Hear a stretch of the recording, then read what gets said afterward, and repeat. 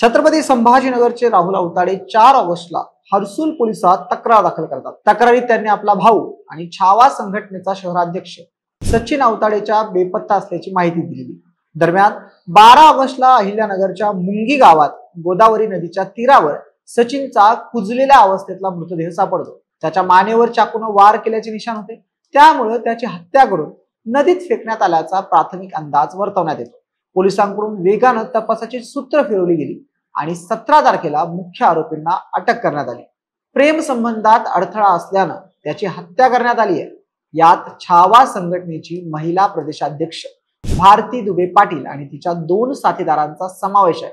पण सचिन भारतीच्या प्रेम संबंधात काय अडथळा निर्माण करत होता, त्याचं आणि भारतीचं नातं काय होतं, हत्येच्या रात्री तिच्या फ्लॅटवर काय घडलं याची संपूर्ण माहिती सांगणारा हा व्हिडिओ। नमस्कार मंडळी, मी आहे अनिकेत, तुम्ही पाहताय महाराष्ट्र। छत्रपती संभाजीनगर जिल्हा राजकीय दृष्ट्या मोठ्या महत्वाचा। इथल्या अनेक तरुणांनी स्थानिक पातळीवर संघटनांच्या माध्यमातून सामाजिक आणि राजकीय जीवनाला सुरुवात केली। त्यातच एक आहेत अशोक वाघ पाटील। काही वर्षांपूर्वी त्यांनी आपल्या छावा संघटनेची स्थापना केली। त्यांच्या या संघटनेत शहराध्यक्ष म्हणून सचिन पुंडलिक अवताडे हा 32 वर्षांचा तरुण काम करत होता। त्याचा हर्सुलच्या शिवनेरी कॉलनीत घर होतं।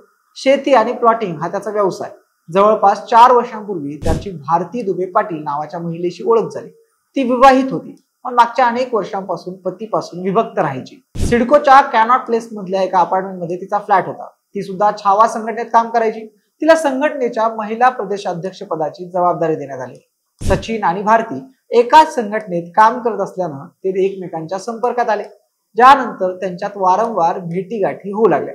त्यातूनच त्यांची ओळख मैत्रीत बदलली आणि मैत्रीतून अनैतिक संबंधांना सुरुवात झाली।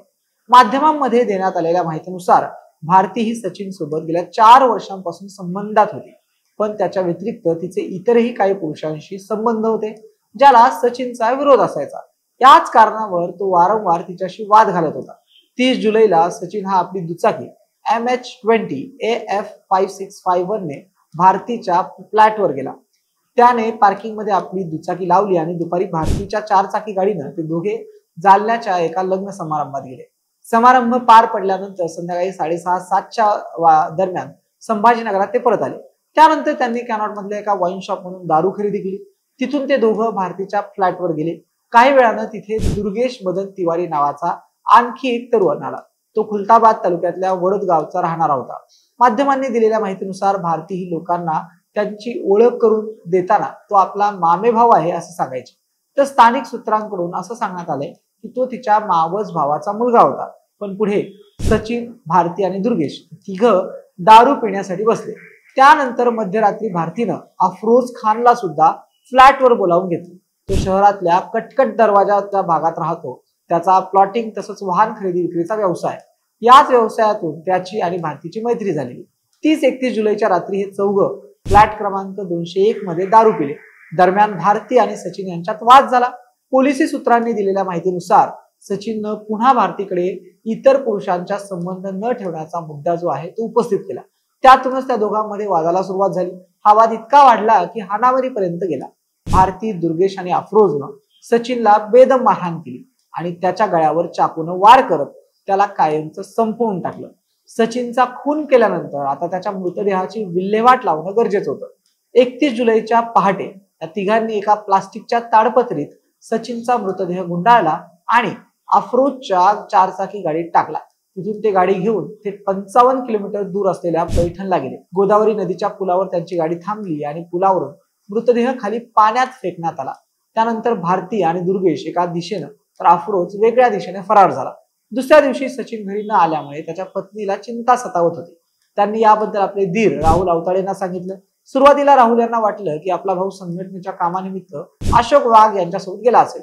यापूर्वी सुद्धा तो त्यांच्यासोबत 4-4 दिवस महाराष्ट्रावर फिरलाय, त्यामुळे 1-2 दिवसात तो घरी येईल असं त्यांना वाटलं। पण सचिन काही घरी आला नाही। त्यामुळे 4 तारखेला त्यांनी अशोक वाघ यांच्याशी संपर्क साधला आणि त्यांना सचिन घरी परतला नाही, तो तुमच्यासोबत आहे का अशी विचारणा केली, पण त्यांनी याबाबत नकार दिला। आता राहुल यांना चिंता जी आहे ती वाढत होती। त्यामुळेच त्यांनी 4 ऑगस्टला हर्सुल पोलीस स्थानकात आपल्या भावाच्या बेपत्ता असल्याची तक्रार दिली। राहुल अवताडेंनी दिलेल्या तक्रारीनुसार सचिन अवताडेंचा शोध सुरू झाला। त्याच दरम्यान 13 ऑगस्ट रोजी अहिल्यानगरच्या शेवगाव तालुक्यातल्या मुंगी गावात एक मृतदेह सापडला। हा मृतदेह गोदावरी नदीत वाहत आला होता आणि कुजलेल्या अवस्थेत होता। त्यावर चाकूनं वार करण्यात आले होते आणि त्याची ओळख पटवणं देखील अवघड जात होतं। पोलिसांनी मृतदेहाची अवस्था पाहून जागेवरच त्याचे शवविच्छेदन केले आणि त्यावर अंत्यसंस्कार करण्यात आले। तोपर्यंत एक बेवारस मृतदेह सापडल्याची माहिती शेवगाव पोलिसांनी हर्सूल पोलिसांना दिली। त्याच आधारावर राहुल अवताडे शेवगावला गेले। तिथे मृताच्या मानेवर डाव्या बाजूने भक्ती आणि हातावर सचिन नावाचा टॅटू असल्याचं कळालं। त्यावरून हा मृतदेह सचिन अवताडेचा होता हे स्पष्ट झालं। पण सचिनचा खून कोणी केला याचा शोध घेऊन आरोपींना अटक करण्याचं आव्हान पोलिसांसमोर उभं होतं। दरम्यान राहुल अवताडेंना सचिन आणि भारतीचा मित्र असलेल्या प्रशांत महाजननं सांगितलं की ते दोघं 30 जुलैला जालन्याला एका लग्न समारंभात गेले होते। राहुलनं ही माहिती पोलिसांना दिली। त्या आधारावर भारतीच्या फ्लॅटच्या आसपासच्या सीसीटीव्ही फुटेज जे आहे ते तपासण्यात आलं। जवळपास 80 सीसीटीव्ही फुटेजेस तपासल्यानंतर भारती, दुर्गेश आणि अफरोज एका ताडपत्रीत मृतदेह घेऊन जाताना दिसले। तसंच 31 जुलै पासून ती आपल्या फ्लॅटवर परतली नसल्याचं सुद्धा समोर आलं।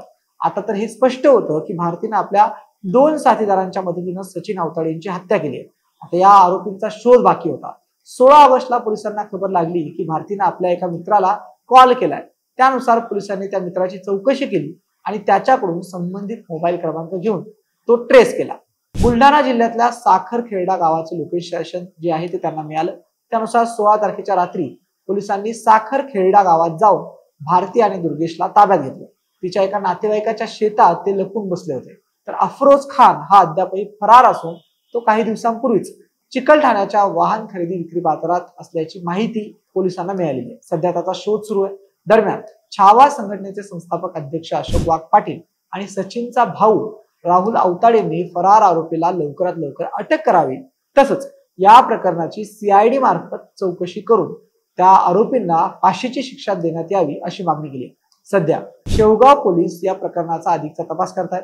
महाराष्ट्र भूमीच्या टीमनं पोलीस निरीक्षक संतोष मुटकुळेंशी संपर्क साधण्याचा प्रयत्न केला असता त्यांनी सांगितलं की आज भारती दुबे पाटील आणि दुर्गेश मदन तिवारीला न्यायालयासमोर हजर करण्यात येणार आहे।